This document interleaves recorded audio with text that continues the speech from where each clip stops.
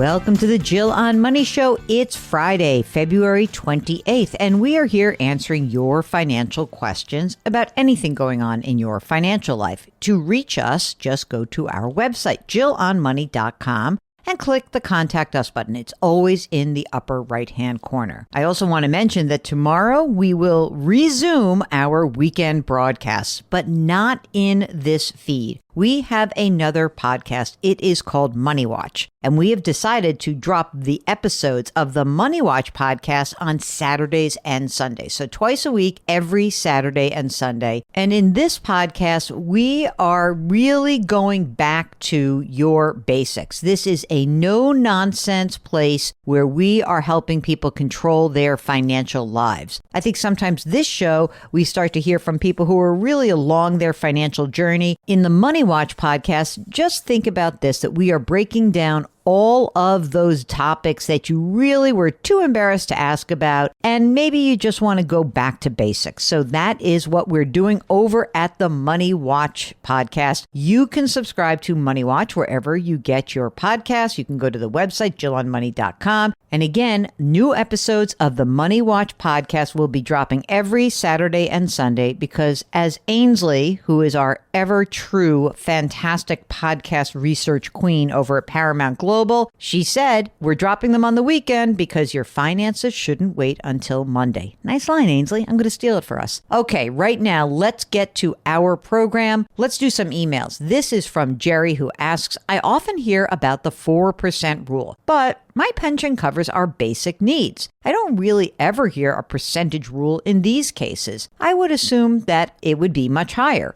Okay, this 4% rule is actually what's referred to as a withdrawal rate, meaning the amount of money that you can pull from your total investment and retirement accounts without depleting those funds before the end of your life. Now, 4% was a pretty tried and true rule. It's tough. I mean, that can often be a high number if we are in a big, huge market sell-off. But, even if it's anywhere between 3 and 4%, it's called a safe withdrawal rate. Now, if your pension covers all of your basic needs and it has a cost of living adjustment, sure, you can take more money out of the account if you want. It doesn't matter. But I guess the other part is, why would you? Why would you take more money out if your pension's covering all your needs? So, Jerry, I'd love to know more about what's going on for you, and then maybe we can help you think about the best withdrawal rate for you in your life. This is from Mike, who says, if I were to purchase a vehicle for my daughter and have both her name and my name on the title, would that fall within the 2025 gift rules because of both names on the title?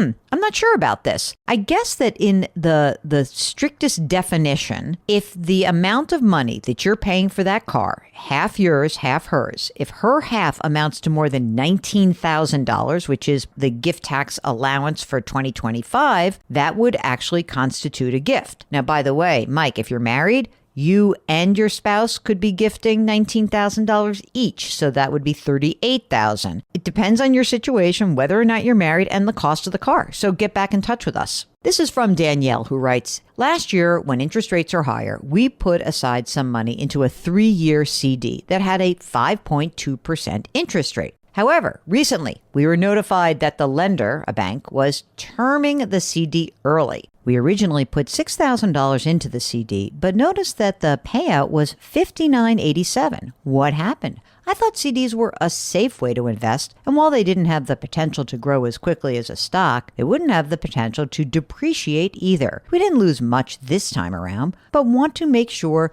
we have a clear understanding for future CD investments. Okay, Danielle, I think there's some confusion as to what kind of CD you owned. It sounds like you have a brokered or had a brokered CD. And the difference is that with a brokered CD, you can have a lot more flexibility. Usually that brokered CD, it doesn't compound interest. Sometimes you get an interest in a regular period, and maybe you get all of your interest at maturity. But the thing is, when the bank can call that brokered CD, the issue is that you are paying a small fee to get out of it. So usually what often happens with a brokered CD is that you get a higher rate of interest, but there is that downside risk. The institution can call the CD and it costs you a few bucks to get out in terms of your principal. So hopefully the amount of interest you receive made up for it. But in the future, if you want to be ultra safe, you go for a traditional CD, not a brokered CD. I hope that helps. Okay, this next note is from Sharon, who says, I listen to your podcast every day, sometimes as much for the soothing sounds of Jill's jokes as the information itself. Hey, thanks, Sharon.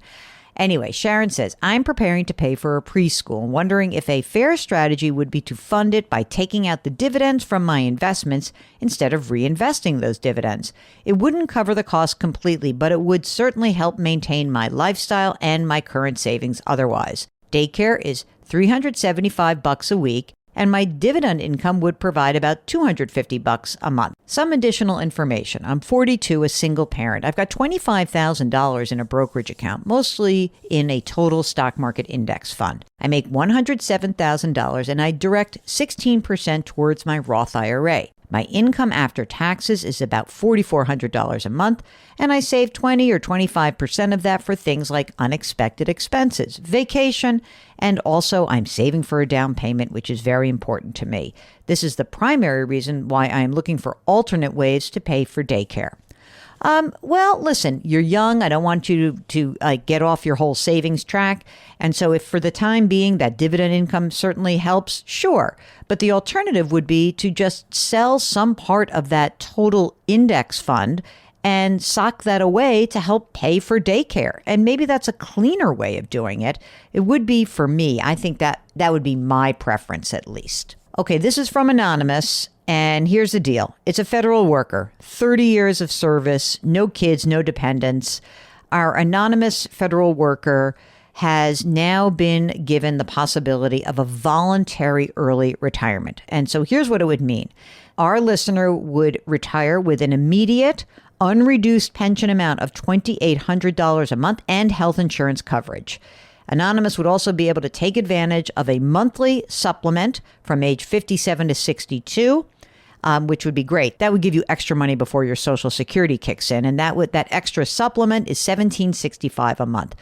If I were to take Social Security at 62, my estimated payment would be $2,315 a month. At 67, it would rise to $3,340, and at age 70, $4,173. The caveat, I don't have longevity on my side. My dad passed away at age 60. Sibling was diagnosed with cancer last year. I have several health conditions that are problematic. I've discussed my situation with financial advisors who all recommend I take Social Security at age 62 due to my health risks. Okay, I agree with that. So I'm totally in with this, Anonymous.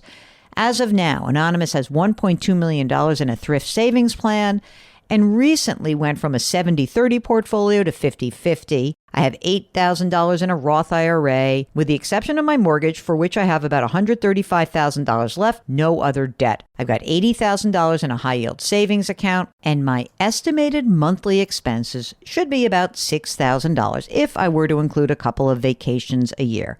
I'm a pretty no-frills tourist. I plan on donating my time if I were able to retire early. Does this sound like a doable plan to you guys? You know, if I take the money now and run, considering how crazy things are in DC these days. Since I did all the hard work of building my wealth without a financial advisor, I would prefer to do it myself if possible. I guess my only regret is that I didn't open a brokerage account when it would have been the most advantageous thing for me to do. Okay, so let's talk about this plan here. As you said, your health situation means that taking that Social Security at age 62 really does seem like the most viable option for you. I know it's very strange because we usually say wait, but as you said, you've got other things going on. So let's look at where you are right now, which is the unreduced pension amount of $2,800. Then you would actually eventually at age 62 get this $2,300. And you've got a portfolio of $1.2 million, which seems like you've got plenty of money to make this work. So Anonymous, I know this has been a terrible time for everyone who's a government employee. And by the way, everyone who's listening, I encourage you to get in touch with us if you are a government employee and you are weighing what your choices are. But in this case, Anonymous, I think this is the time to pull the trigger, accept that voluntary early retirement, make sure everything you have is in writing, because I want no verbal guarantees of anything. So I want some signed document that shows that you are entitled to everything that you say you have laid out. Okay, well, that is it. That is the program. So for everyone listening, again, if you're a federal worker, if you're someone who serves the federal government and you're worried about what comes next, get in touch with us. Go to JillOnMoney.com, click the Contact Us button, write us that note, and let us know if you want to come on the air live. We'd be happy to help you out. While you're on the website, don't forget to subscribe to Jill on Money Live. That is a $45 investment for the next 12 months. You'll have access to quarterly live webinars. Our next webinar is coming up next week on Thursday, March 6th. We've got Ed Slott, who will be joining us at 7 Eastern Time. He is a CPA. He is an IRA expert. He is the man of Roth. That's what I would say. If you want to be part of that webinar, remember, you've got to subscribe to Jill on Money Live. You can subscribe to us on the Odyssey app or wherever you find your favorite podcast. Hey, you can also subscribe to the Money Watch podcast on the Odyssey app because they're doing all the work for both podcasts now. Isn't that cool? It's Friday. Let's do some business. Our music is composed by Joel Goodman. Mark Telares here is our executive producer and king of all things web. And yes, we are distributed by the fine folks at Odyssey. Please do something nice for someone else today. Change your work, change your wealth, change your life. Thank you for listening, and we'll talk to you tomorrow.